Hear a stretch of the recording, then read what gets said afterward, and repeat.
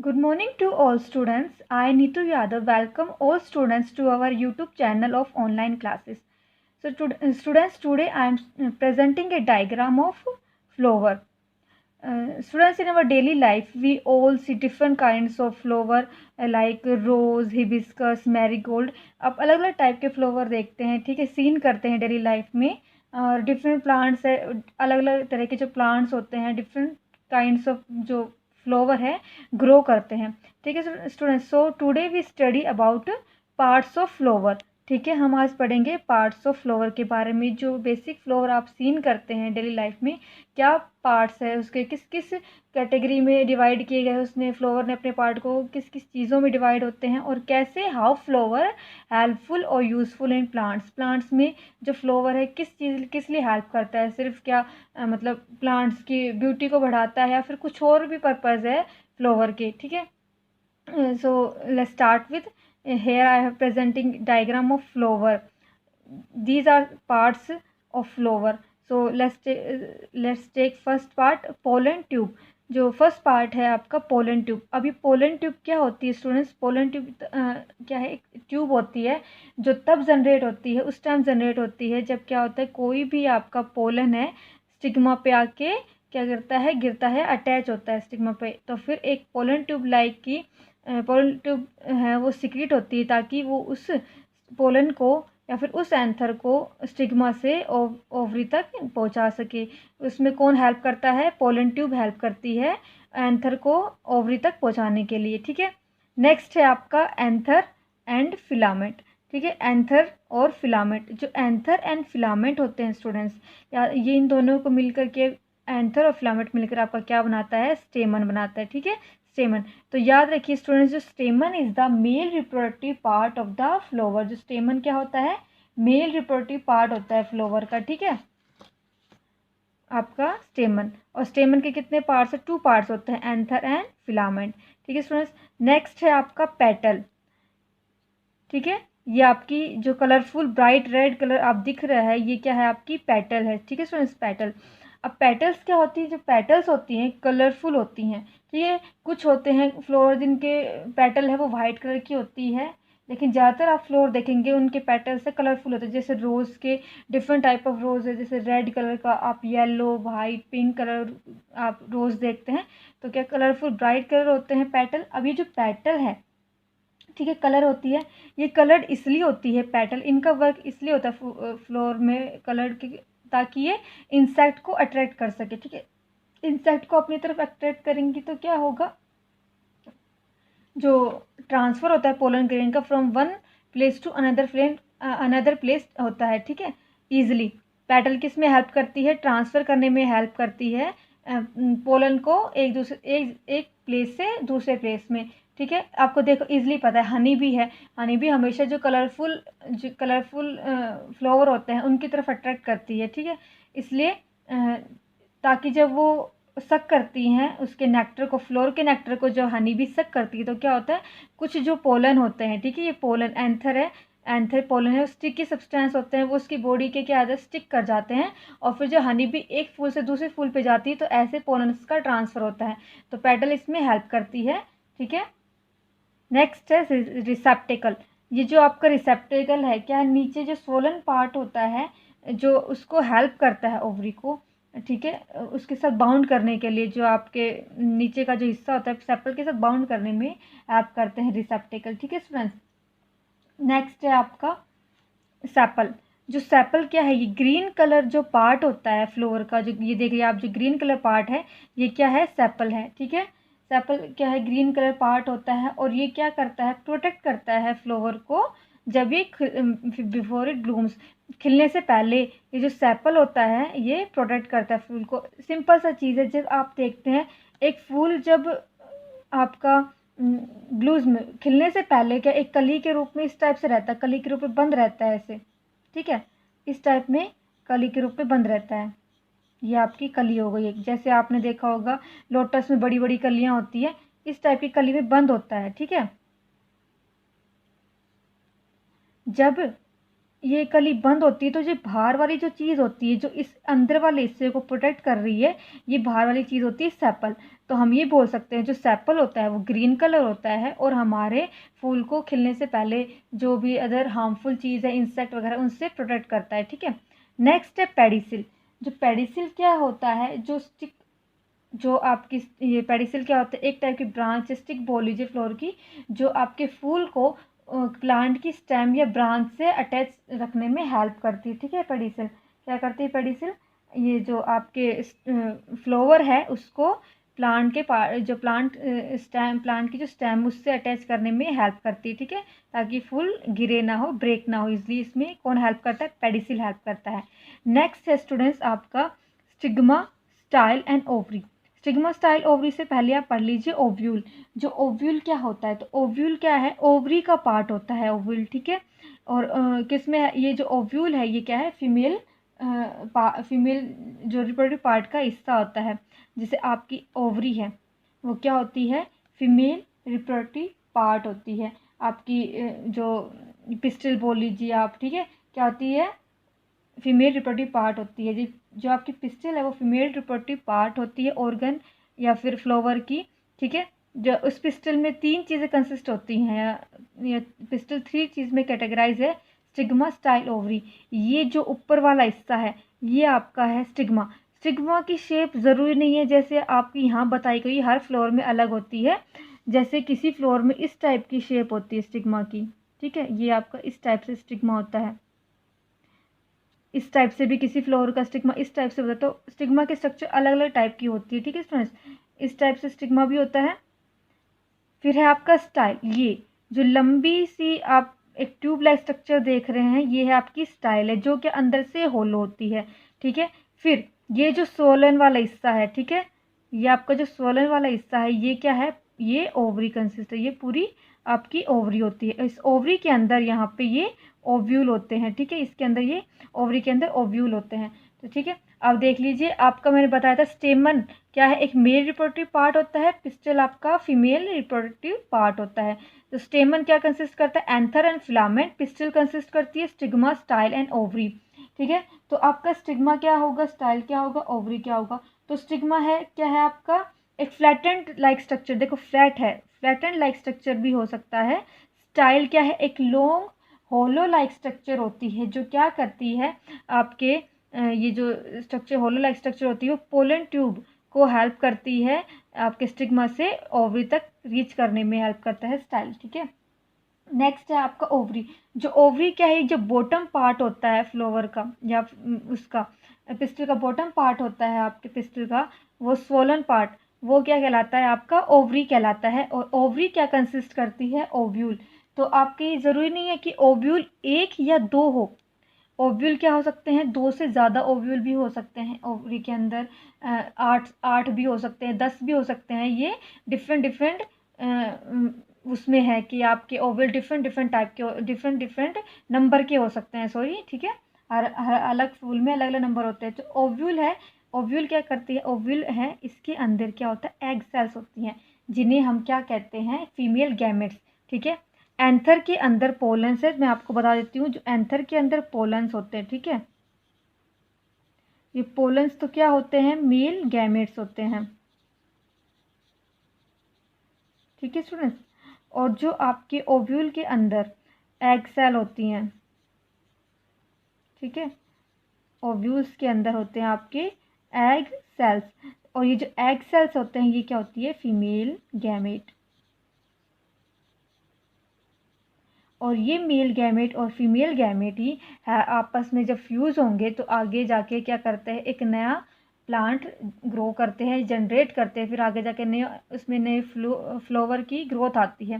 ठीक है स्टूडेंट्स, तो ये आपके क्या है, बेसिक है फ्लोर के बारे में। तो स्टूडेंट्स ये भी है, जो पिस्टिल है आप उसको दूसरे नाम से भी जान सकते हैं, उसका दूसरा नाम है कार्पल। ठीक है, पिस्टिल का दूसरा नाम है क्या है स्टूडेंट्स, कार्पल है। ठीक है, आप इसको कार्पल के नाम से भी जान सकते हैं, ईजिली है। पोलन है या पोलन ग्रेन से आपके मेल गैमेट होंगे, ओव्यूल्स के अंदर जो एक्सेल है वो फीमेल गैमेट होगी। तो मैं यहाँ लिख देती हूँ, आपका जो एंथर है, एंथर के अंदर क्या होगा, पोलन्स होते हैं, एंथर के अंदर पोलन्स होते हैं और वो मेल गैमेट्स होते हैं, पोलन ग्रेन। ठीक है, तो स्टूडेंट्स आज के लिए बस इतना ही बेसिक चीज़ है आपकी फ्लोर। तो याद रखिएगा जो फ्लोर है वो क्या है, आपका जो पार्ट है फ्लोर के आपको पता होना चाहिए कि फ्लोर किस लिए है, कलरफुल चीज़ें क्या है, पेटल क्या उसका फंक्शन है, सेपल का, सबका अपना अपना एक अलग फंक्शन है। ठीक है students, that's it for today students, thank you for listening. Good morning, students. Myself Anshu, your maths teacher. Today I am going to teach you knowing the numbers for class 6 to 8. Okay, so numbers में हमारे पास कौन कौन से होते हैं? Natural numbers, whole numbers, integers. So natural number is starting with the number 1 and counting up to infinity. So natural numbers are 1, 2, 3, 4 up to so on infinity. Whole number including 0 are the whole numbers. और integers क्या होते हैं हमारे पास? Integers are all the positive values, all the negative values including with the 0 are integers. Okay, so what is the smallest natural number? Smallest तो हमें पता है कि 1 is the smallest natural number, but we can't say about anything about the largest natural number because natural numbers are up to infinity, so we can't say about the largest number. So now next question is how many numbers are there containing 2 digits? Now 2 digits कौन सी होती है हमारे पास जिसमें 2 numbers हो, वो कितने होते हैं हमारे पास? फर्स्ट ऑफ ऑल 2 डिजिट हमारे पास 100 से लेस होंगी, 99 तक होंगी 2 डिजिट, लेकिन 1 से 9 तक हमारे पास क्या होती है? सिर्फ 1 डिजिट होती है। तो स्टार्ट कहाँ से होगा? 10 से, और 99 तक होता है हमारे पास। ठीक है, और 10 से 99 तक अगर हमें काउंट करनी है वैल्यूज, तो हम कैसे कैलकुलेट करते हैं? 99 माइनस 10 और माइनस, सो कितना हो जाएगा यहाँ पे? तो यहाँ पे हमें कैलकुलेट क्या करना है? 9 और 100 के बीच में कितने वोल नंबर्स हैं, कितने नंबर्स हैं? तो 9 से 100 के बीच में कितने होंगे? 100 माइनस 9 और माइनस 1। यही रूल था हमारे पास, किसी भी दो नंबर्स के बीच में हमें वोल नंबर काउंट करने होते हैं तो क्या करते हैं? इन बिटवीन इन दोनों के करने, तो हमें क्या करना पड़ेगा उसमें?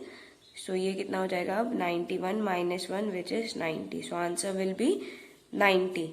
ठीक है, what is the place value? Now place value क्या होती है हमारे पास? Place value depend on the place और position of the digit in the number, and face value क्या होती है? Face value it's itself not depending on the position of the number. ठीक है, तो प्लेस वैल्यू हमारे पास क्या होती है? पोजिशन पे डिपेंड करती है।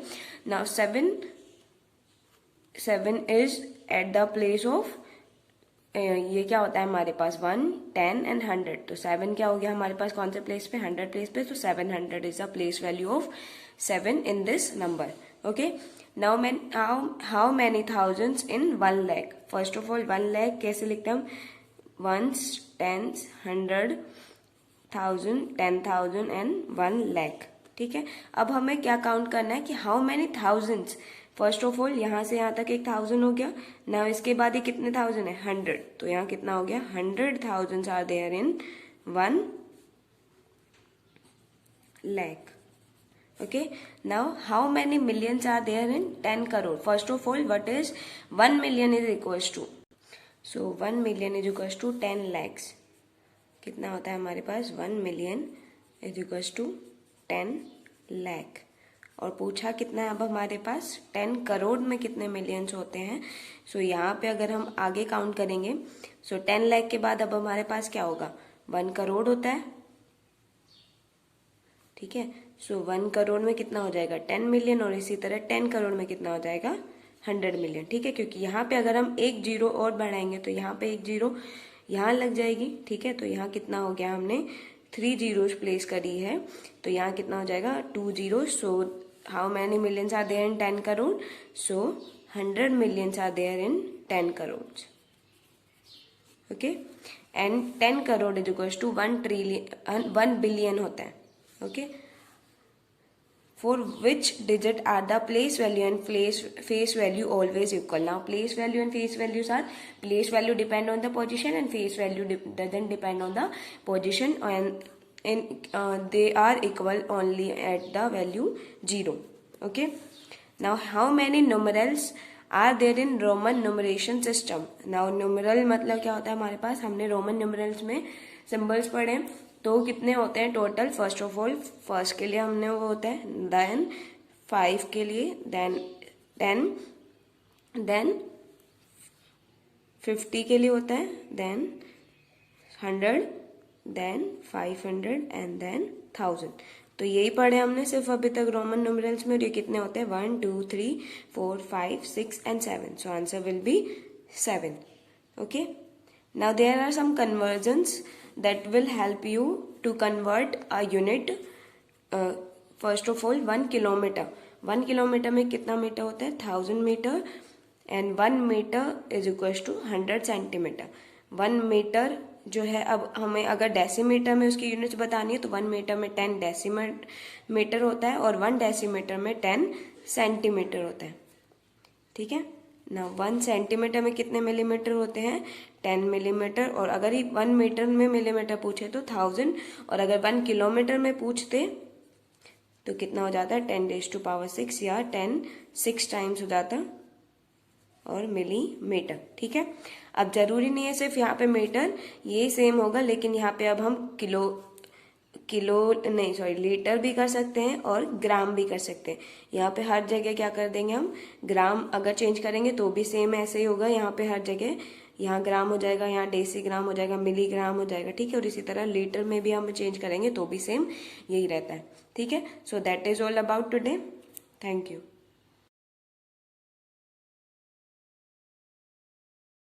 गुड मॉर्निंग स्टूडेंट्स, मैं रेनू मैम आपकी हिंदी टीचर। आज हम हिंदी व्याकरण में ही आगे की परिभाषाएं करेंगे। अभी तक हमने 4 परिभाषाएं की हैं, भाषा की, व्याकरण, वर्ण, स्वर।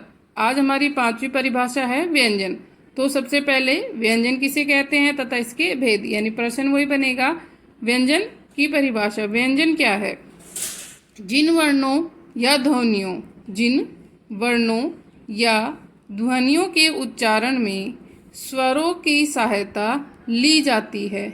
जिन वर्णों या ध्वनियों के उच्चारण में, वर्ण और ध्वनि बेटा एक ही हैं कि या तो वर्ण कहें या ध्वनि, जो भाषा की सबसे छोटी इकाई है। जिन वर्णों या ध्वनियों के उच्चारण में स्वरों की सहायता ली जाती है उन्हें क्या कहते हैं? व्यंजन। जिस प्रकार से स्वर को बोलने में किसी भी वर्ण की सहायता नहीं ली जाती, लेकिन व्यंजन है इसको बोलने में किसी न किसी वर्ण की सहायता ली जाती है। या कह सकते हैं कि व्यंजनों का उच्चारण स्वतंत्र रूप से नहीं किया जा सकता। फिर हम कह सकते हैं कि जो व्यंजन है उनका उच्चारण हम स्वतंत्र रूप से नहीं कर सकते, उसके लिए हमें किसी न किसी वर्ण या ध्वनि की आवश्यकता होती है। जैसे ये आपका ये क्या है, इसके अंदर जब ए मिलेगा तब ये पूरा क्या बनेगा? क बनेगा, तब हम इसका उच्चारण कर सकते हैं। तो व्यंजन क्या है कि जिन वर्णों के उच्चारण में अन्य वर्णों की या ध्वनियों की सहायता ली जाती है वही क्या है? आपके व्यंजन है। अब है व्यंजन के भेद। व्यंजन के कितने भेद है? व्यंजनों के 3 प्रकार के होते हैं। जो व्यंजन है वो आपके 3 प्रकार के हैं। कौन कौन से? स्पर्श व्यंजन, अंतस्थ व्यंजन और ऊष्म व्यंजन। व्यंजन 3 प्रकार के हैं, स्पर्श व्यंजन, अंतस्थ व्यंजन और ऊष्म व्यंजन। अब है आपका स्पर्श व्यंजन। स्पर्श व्यंजन क्या है कि जिन व्यंजनों के उच्चारण, स्पर्श मतलब क्या होता है बेटा? छूना। तो जिन व्यंजनों के उच्चारण में वायु कंठ से निकलकर मुख के किसी न किसी भाग को स्पर्श करते हुए बाहर निकलती है तो वो क्या हो जाते हैं? आपके स्पर्श व्यंजन। यानी क्या कर रही है? मुख के किसी न किसी भाग को वो क्या कर रही है? स्पर्श कर रही है। तो जिन व्यंजनों के उच्चारण में वायु कंठ से निकलकर मुख के किसी न किसी भाग को स्पर्श करती हुई यानी छूती हुई बाहर निकलती है वो कहलाते हैं आपके स्पर्श व्यंजन। स्पर्श व्यंजन में आपके क वर्ग से लेके प वर्ग तक, यानी हर वर्ग में कितने हैं?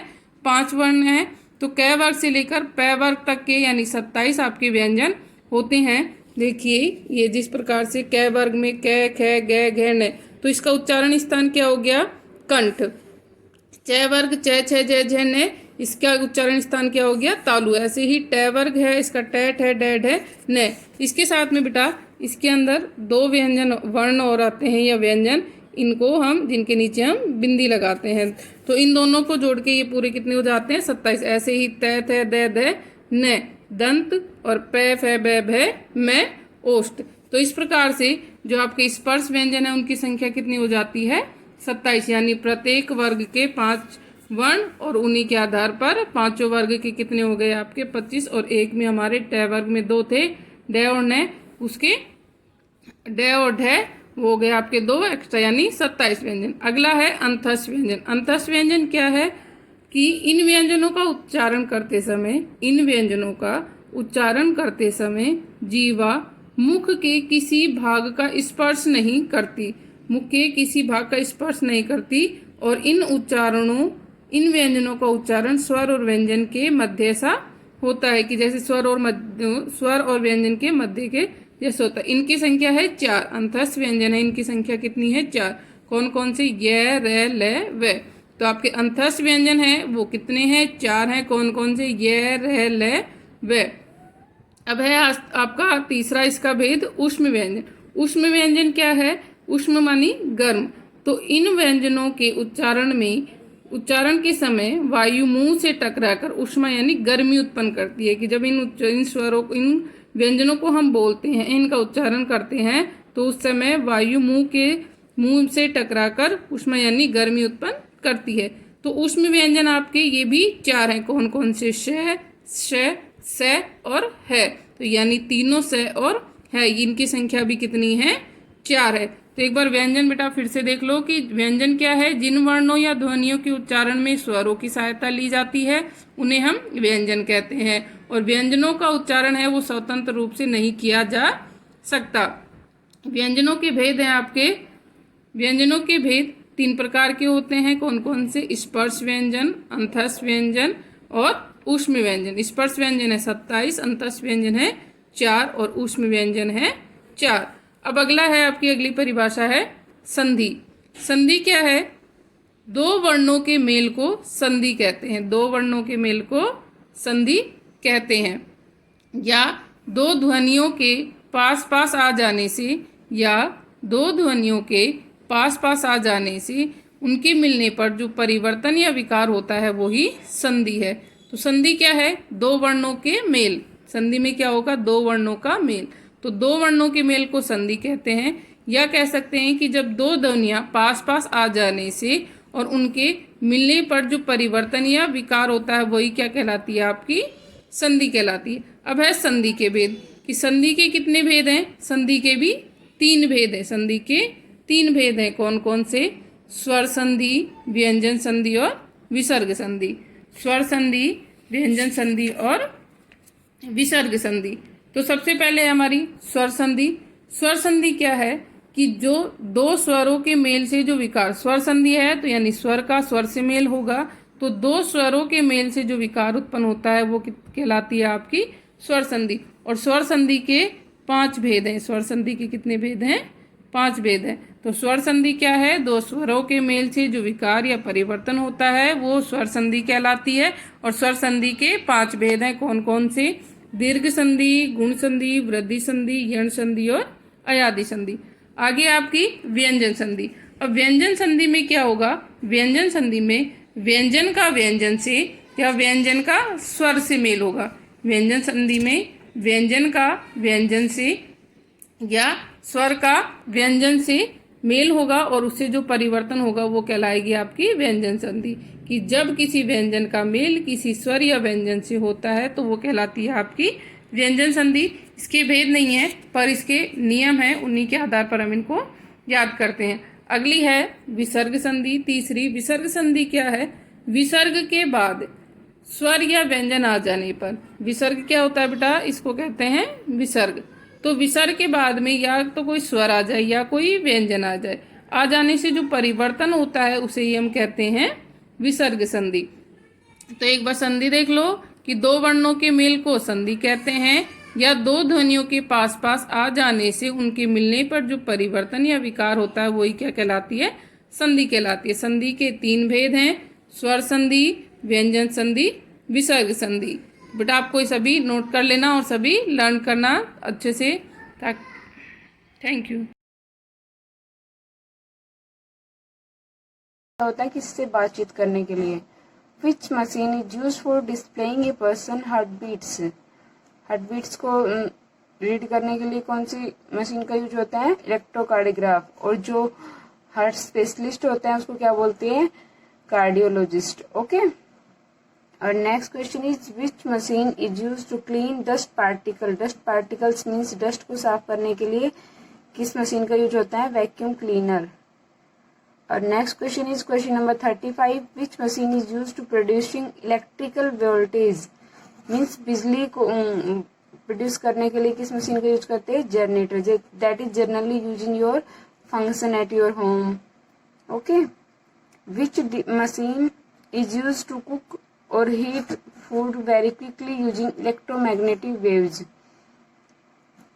ये जो माइक्रोवेव ओवन होता है, सम स्टूडेंट्स के होम पे तो होगा भी माइक्रोवेव ओवन। तो ये एक ऐसी मशीन होती है जिसमें हीट से खाना बनाया जाता है और ये लाइट्स चलता है। Which machine is use to show the slide on screen? Screen को स्क्रीन पे स्लाइड शो करने के लिए आप अपनी स्मार्ट क्लास में देखते हैं ना projector, that is the projector. ये white board, that is like a white board. Okay. Which countries surrounding on 3 sides to Tripura? ऐसा कौन सा नेबर कंट्री है इंडिया का जो त्रिपुरा, जिसके तीनों साइड से त्रिपुरा टच होता है? Bangladesh. Which Indian state people are mostly Christians and speak English and Mizo? India का ऐसा कौन सा स्टेट है जहाँ पे मोस्टली लोग क्रिश्चियंस है और इंग्लिश या मिजो लैंग्वेज ही यूज करते हैं? Answer is Mizoram. Which language is the oldest language of India? India की ओल्डेस्ट लैंग्वेज कौन सी है? तमिल। और इसके अलावा एक और भी है, Sanskrit. Okay. Which Indian state is known as land of spices? Spices क्या होते हैं? मसाले। मसाले की धरती किसको कहा जाता है? केरला को। और next question is which city of Rajasthan is famous for its grand places? Palaces क्या होते हैं? महल। एंड हिस्टोरिकल फोर्ट मीन्स किले। Answer is Jaipur. जयपुर को क्या बोलते हैं? Pink city of India. Okay. और next question is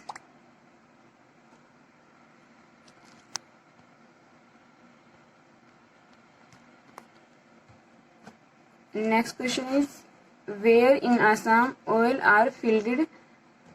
oil field means जहाँ पे तेल निकलता है। असम में ऐसा कौन सा प्लेस है? Answer is Digboi. In which state do snake boat races take place every year? Answer is Kerala. Kerala में ओणम का जो फेस्टिवल होता है उस पर हर साल स्नेक बोट रेस होती है। स्नेक बोट रेस मीन्स इसमें जो बोट होती है वो एक स्नेक की तरह बनी हुई होती है, इसलिए इसको स्नेक बोट रेस बोलते हैं। और इसमें 100 अबाउट जो बोट्स है वो वन टाइम में वहाँ से बोटिंग करते हैं वहाँ पे लोग। Which India state was known as Lushai hills? Lushai hills, ये हिल्स है और ये इनको ब्लू हिल्स भी बोलते हैं और ये कहाँ पे है? मिजोरम में। Answer is Mizoram. Question number 46, which was the first airline set up in India? Answer is Tata Airlines. Which was the oldest passenger ship in India? Oldest passenger ship कौन सा है? MV Sfina. Next question is 48, which Indian city has largest number of vehicles? India का ऐसा कौन सा city है जहाँ पे सबसे ज्यादा व्हीकल्स है? Answer is new Delhi. And question number 49, what type of public transport can be seen only in Kolkata? Kolkata में ही ऐसे कौन से पब्लिक ट्रांसपोर्ट है जो कोलकाता में ही हमें दिखने को मिलते हैं? Answer is tram. ये लाइक ट्रेन होते हैं और लो फ्लोर होते हैं और ट्रैक पे ही चलते हैं। Next question is which type of transport to cross hills for going place to place on a top of a hill? Means उसके टॉप पे और हिल्स को क्रॉस करने के लिए कौन से जो व्हीकल्स है या ट्रांसपोर्ट का है वो यूज होते हैं? Cables car. ये होती हैं, यहाँ एक वायर होती है उस पे जो व्हीकल है वो लटका हुआ होता है और फिर ये हिल्स को क्रॉस करते हैं। ओके। अगर आपको इनकी पिक्चर देखनी है तो नेट पे केबल कार डाल के सर्च करना, you can see pictures of cable car. Okay dear student, learn all these questions and write in your notebook with neat and clean handwriting that are asked in your GK quiz. Okay.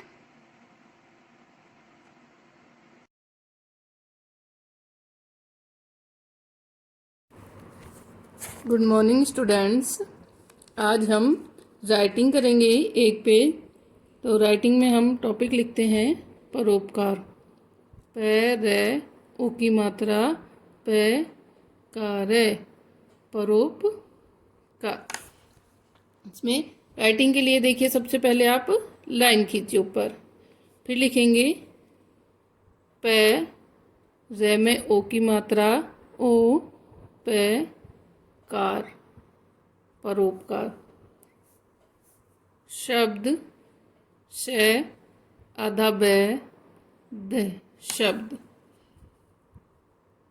प रे पर plus ऊ पे के आ की मात्रा रे उपकार से ए से मिल. देखिए बेटा, जब आप मात्रा लगाते हो ई की तो पहले आप ये लाइन खींचोगे, उसके बाद में इस मात्रा को ऐसे लगाओगे. मिल कर बना है. बना है बनाने के लिए पहले डे बनाइए ऐसे, और फिर यहाँ से ऐसे. बना है. इसमें ई से और में. इसमें हम है पे ध्यान दीजिए. है को बनाते समय हम नी पहले डंडा फिर मात्रा न ई नी स्वर से आधा व आ की मात्रा और थे. और बेटा, जब कोई भी आधा आप अक्षर लिखते हो, यानी आधा व्यंजन होता है, उसके आगे वाले जो पीछे जो व्यंजन होता है वो उसको स्पर्श करते हुए लिखा जाता है, यानी उसको छू के अलग से नहीं लिखा जाएगा. निस्वार्थ भय आवे भाव से दूसरे दे बनाने के लिए पहले डे टे बनाइए और फिर यहाँ से ऐसे. दूसरे से रे ए दूसरे का के आ का ऊ पे के आ रे उपकार या ये आ या भला भय ले आ भला कैसे ते करते हैं. है के लिए पहले डे और फिर करते हैं. और क्योंकि बहुवचन है तो बिंदी आएगी बेटा ऊपर.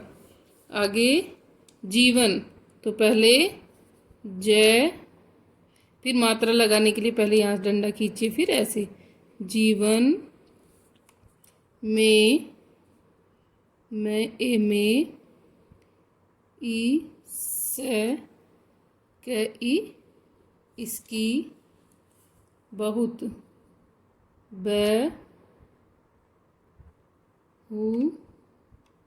बहुत आवश्यकता आवश्यकता आवश्यकता है. इसी से दे उ से रे ओ दूसरों के ई की से है आ ये ता सहायता होती है. ओ की मात्रा त और ई होती है.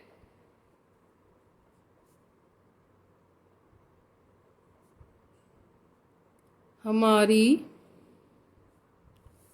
है मैं आरी हमारी संस्कृति से, ऊपर बिंदी से, फिर कै इससे स्पर्श करते हुए, और तय और फिर ई की मात्रा।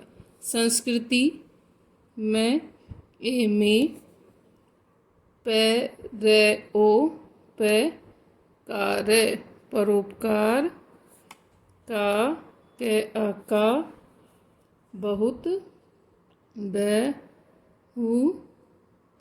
बहुत, महत्व में है, आदत है व महत्व, बताया ब ते आ या, बताया गए ये आ गया है। तब आपको भी सुंदर सुंदर राइटिंग में एक पेज लिखना है ताकि आपकी राइटिंग सुंदर हो। Thank you.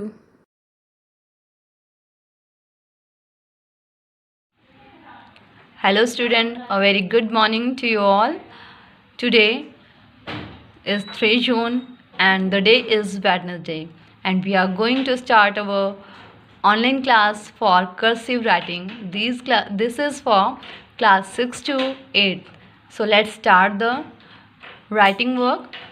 Today I am going to explain you or tell you how to write the small letters from A to Z. In this line you can see that I have write from A to Z by joining all these letters. See here how you will write. This is the joining of letters A to Z. So let's start without delaying.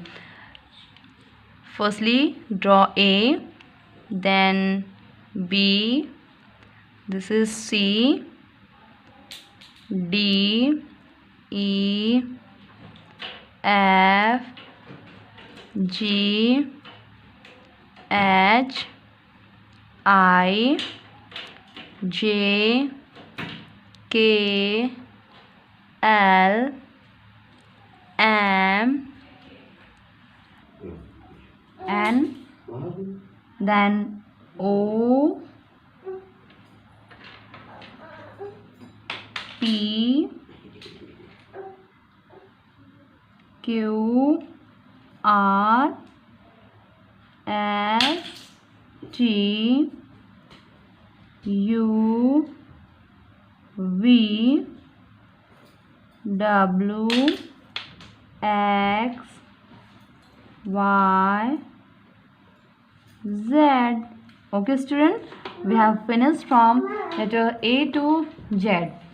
So by repeating these lines you can learn how to write from A to Z by joining these letters. Okay student, now see, this is the line in which you can see that from A to Z all the letters are inside this line only. A quick brown fox jumped over the lazy dog. What is this? A quick brown fox jumped over the lazy dog. So you have to write this line by repeating 2 times. Now come to the next one. This is a paragraph I am going to give you. Here you have to write, you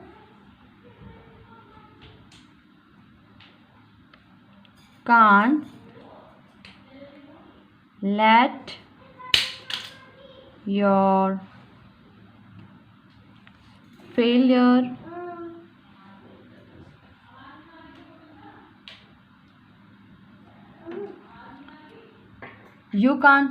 your failure define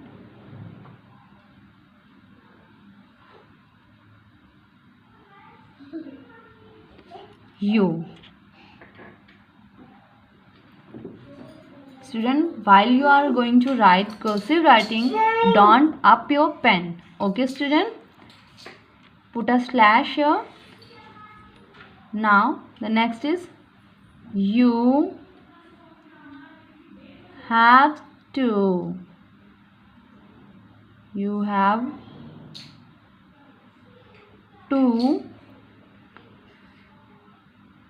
let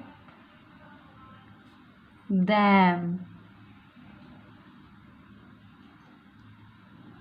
You have to let them teach you.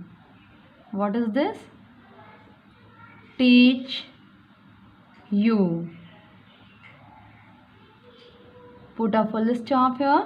Next, while putting a full stop, if you are going to start, you have to make a capital letter, that is Y.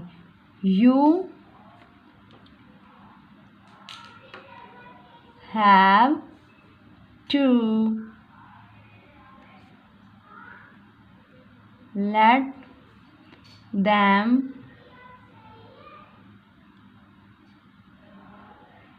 show you.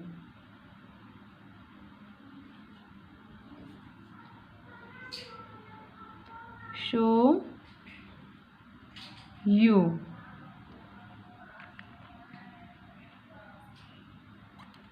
What to do. What to do. Differently. Differently.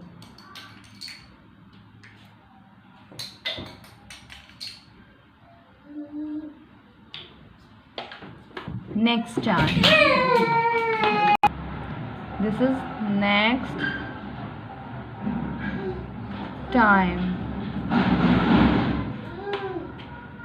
Okay, student, we have finished our paragraph. You have to write this paragraph at least 2 times in your notebook, or you can write it in only 1 time.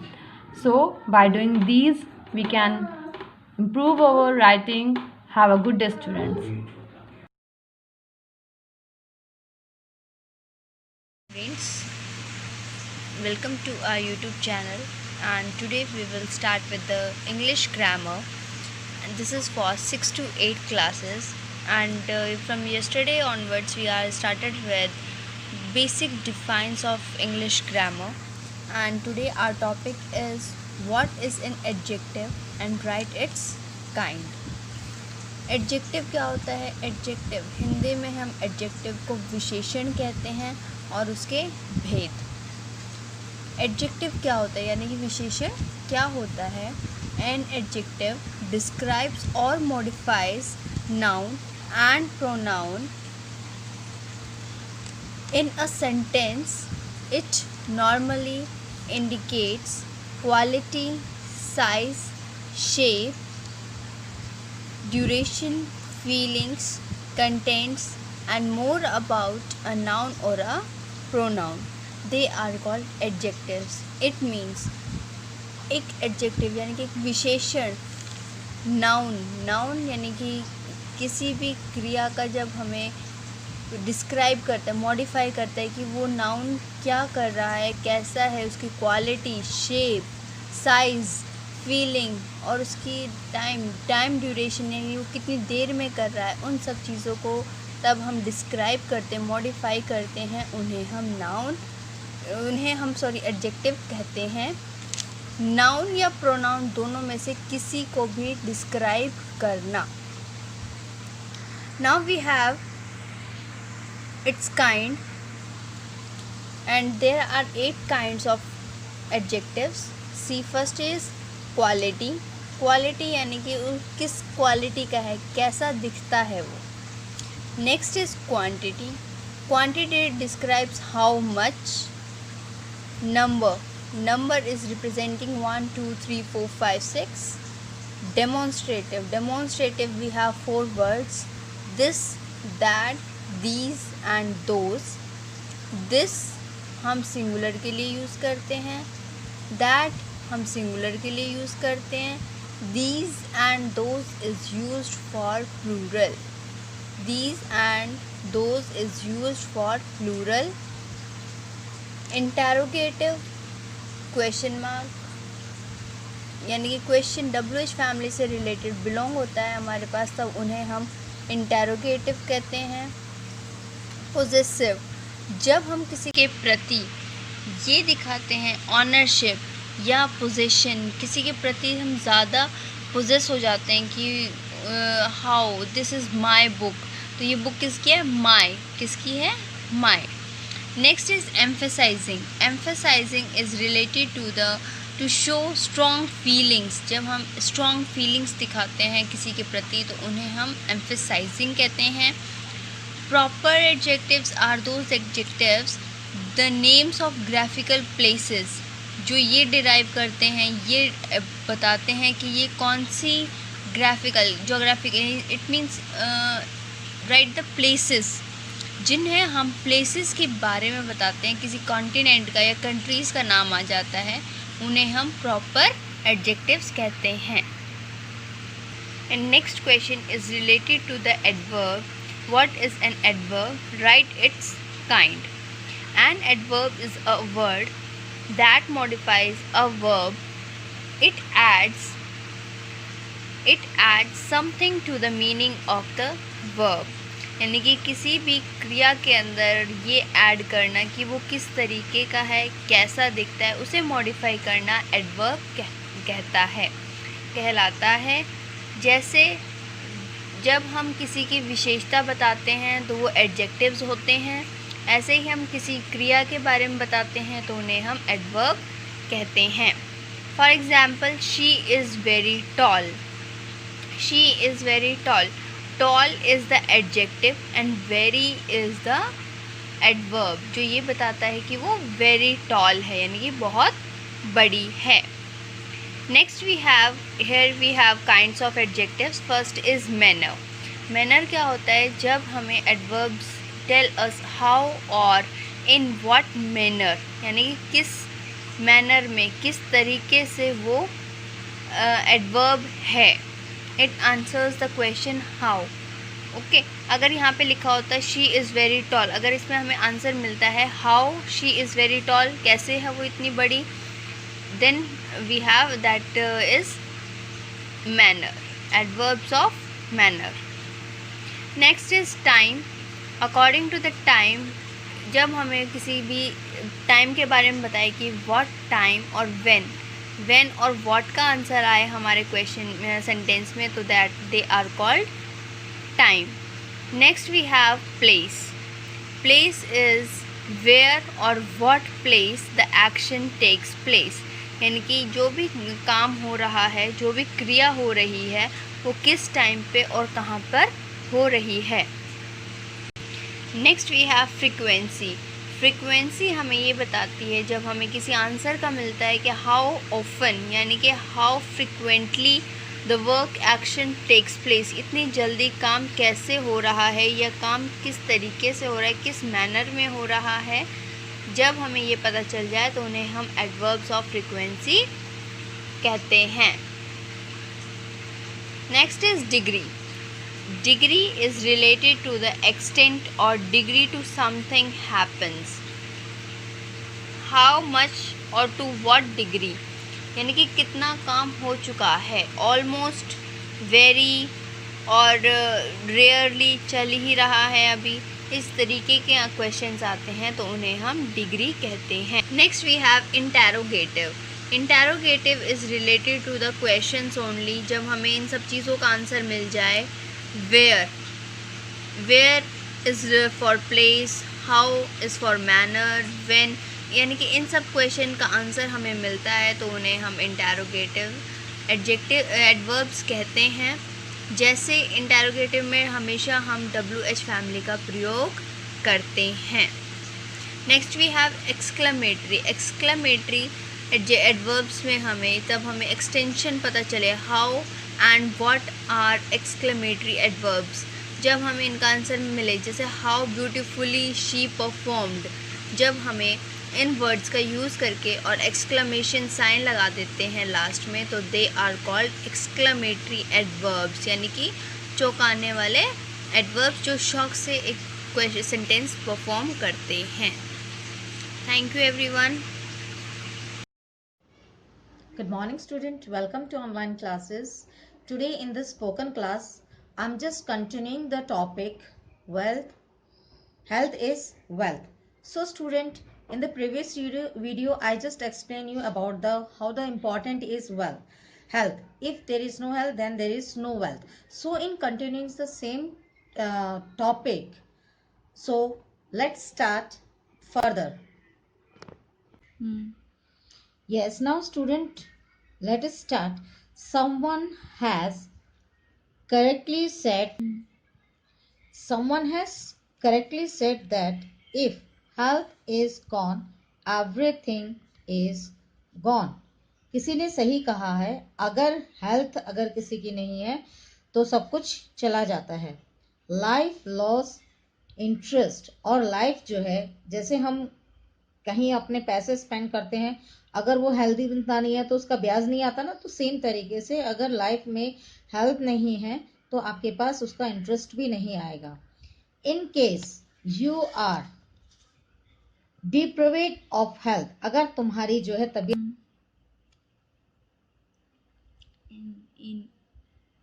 Deprived of health और जो है इस तरह से आपको परेशानी होगी. You enjoy neither food nor world, और अगर आपकी तबीयत ठीक नहीं है तो ना तो आपको भोजन ही अच्छा लगेगा और ना ही संसार.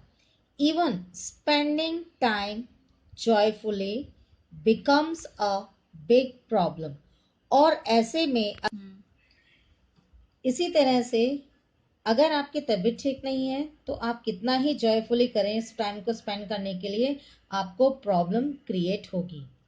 A healthy person whether rich और पुअर, और अगर एक स्वस्थ पर्सन है, चाहे वो गरीब हो या अमीर हो, lives more happy and peaceful life then any rich person having a diseased body.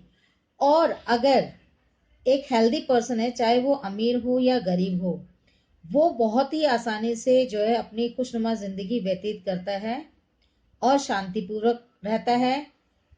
उसके बदले में अगर किसी रिच पर्सन, अगर वो जो है बीमारी से ग्रस्त है, तो वो आराम से जो है खुशनुमा जिंदगी अपनी नहीं व्यतीत कर सकता.